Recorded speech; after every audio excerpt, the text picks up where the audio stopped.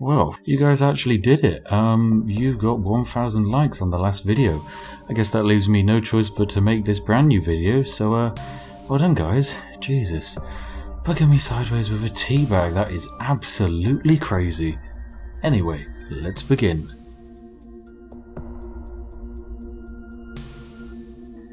The Praetorian Scourge are my favourite endgame crises due to the hidden and often unknown story behind them.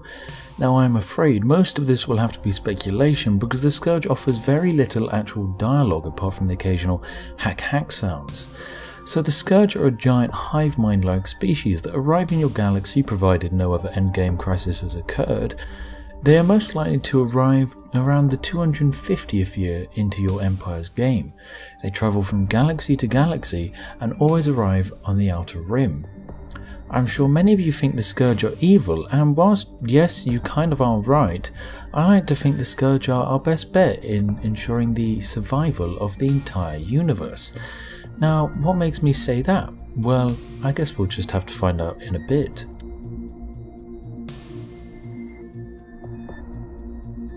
So anyway, the Scourge are an intergalactic species that once existed relatively peacefully in control of at least one entire galaxy. They might have had more. They have long since left their homeworld billions of years ago and have spent a long time travelling the void between galaxies to reach here. The Scourge fleets are all biological, they fire biological missiles, and their ships look fully organic. Your scientists can often research these ships to reverse engineer some kind of wild technologies. Each fleet of these ships operate with at least one Queen unit that can be captured and exploited for use against the Scourge.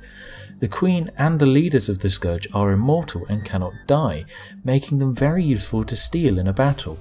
And once you capture a Queen ship, there is nothing stopping you from moving your new immortal admiral to controlling a different fleet entirely. The Scourge themselves act like scavengers. They do not seek out a fight unless you are a threat, or you have something they need.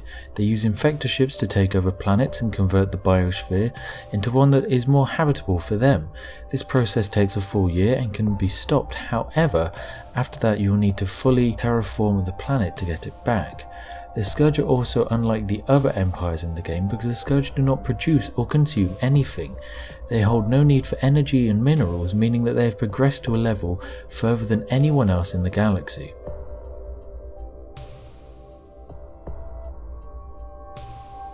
Now, time for the interesting part. Why do I think the Scourge are good? Well, to discover this you need a psionic trait for one of your species to be able to communicate with them, and what you learn is certainly a surprise.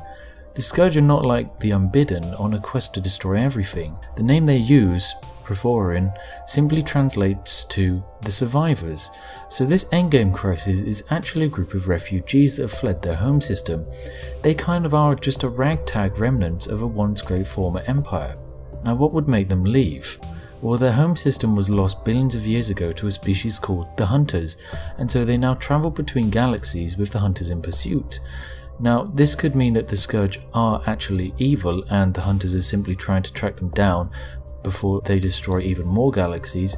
Now, whilst it is possible, it's unlikely because the Scourge's infamous hack, symbolizing laughter, is not actually them laughing at the player thinking they can defeat the Scourge, it's them laughing that you think that you can survive the Hunters.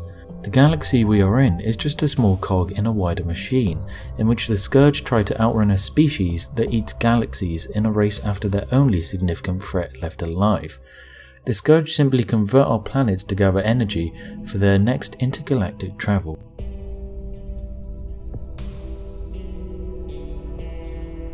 So who are the Hunters? This species of beings that we should fear with every fibre of our being? Now, there is no confirmed answer, however we can look at some possibilities. It might be linked to content already in the game, it could be a reference to something from a sci-fi franchise that will be added in later, or it could be an original piece of writing. Now for the last one we cannot speculate anything, apart from that it is likely to contain parts of existing sci-fi stories, and simply merge them together.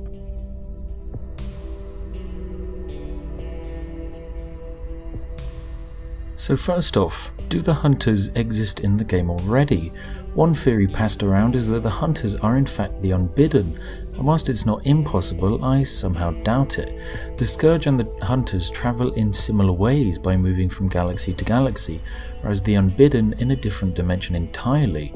The unbidden also have a crazy story, but that can be for another video. The unbidden are also too weak in comparison because a player can be the unbidden and the Scourge rather happily, whereas the hunters seem to cause enough fear that the Scourge would sacrifice almost everything to run away. The Scourge are evidently not the power they used to be and have lost strength on their many missions across the galaxy. They are the tattered remains of a once multi-galactic super empire, so for them to fear the hunters. Jesus Christ, do we even stand a chance? So it could be the Eater of Worlds. Once again, I don't think this is the case. The hunters are a race of monsters, whereas the gigantic worm called the Eater of Worlds, we're not exactly looking for that. We're more looking for the title of Eater of Galaxies. The Eater of World also does not travel in the way that we expect the hunters to travel, meaning that it is rather unlikely to be them.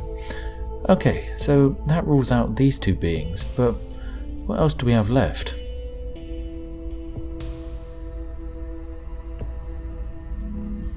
Time to look at the many sci-fi tropes to see which fits the bill of the hunters. Now the hunters could be a reference to Lovecraftian horror, as the Scourge are also a reference to this as well. The spiritualist response to the Scourge is, "Return to the hell that you spawned, you demon." Meaning we could actually see maybe a giant race of space Cthulhu that devours planets. This is extremely unlikely as there are two references to Lovecraftian horror in the game, so we're likely to see something else. This next one is actually possible. Stellaris could create the hunters to be a link between the Event Horizon universe and the Warhammer universe. We already have an Event Horizon event chain that I can cover in another video if you want, and the developers are a fan of Warhammer. There are many theories existing that the film Event Horizon was actually set in the Warhammer universe, and that this is the original source of the Chaos beings, so perhaps the Scourge are running from the Chaos. Once again, whilst it's possible, I feel that the Chaos are too weak to fit the hunters. On the forum, many are suggesting that the hunters could actually be a disease. However, the writers for this event also created the Irasians, and so it is unlikely that he would use the same trope twice. The hunters are also referenced to be a species, so it's probably not a disease. So what does that leave us with? The grey goo perhaps? Now, the grey goo. What an interesting theory. This one does easily tick all the boxes.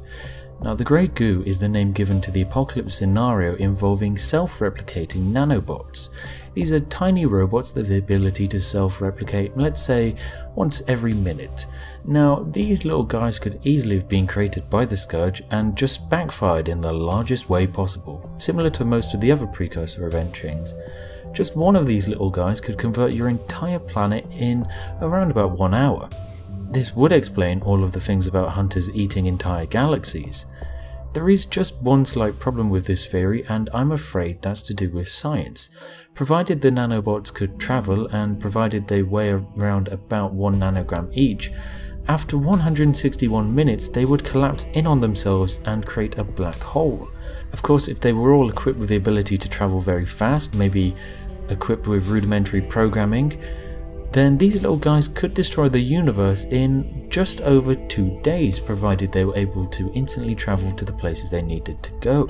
So whilst a nanobot swarm sounds fun, and the devs could technically easily put one in, these hunters would easily be breaking science. But hey, that's just what we like about science fiction. The hunters could also be a race from the future and have travelled back in time to defeat the Scourge to stop something from happening. However, this would not exactly explain why the hunters are going to all of the effort of eating up entire galaxies, but it might explain why the hunters are so overpowered.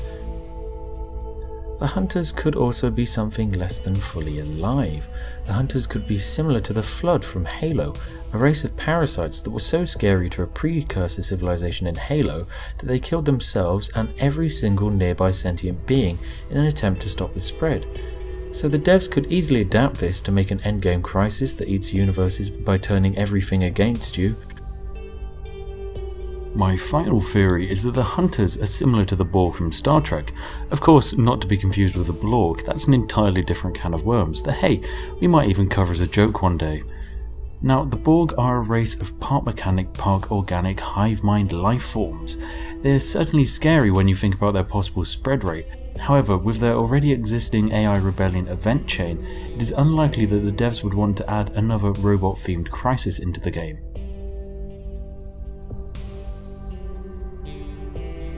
So what could the Hunters be? Honestly, none of us know.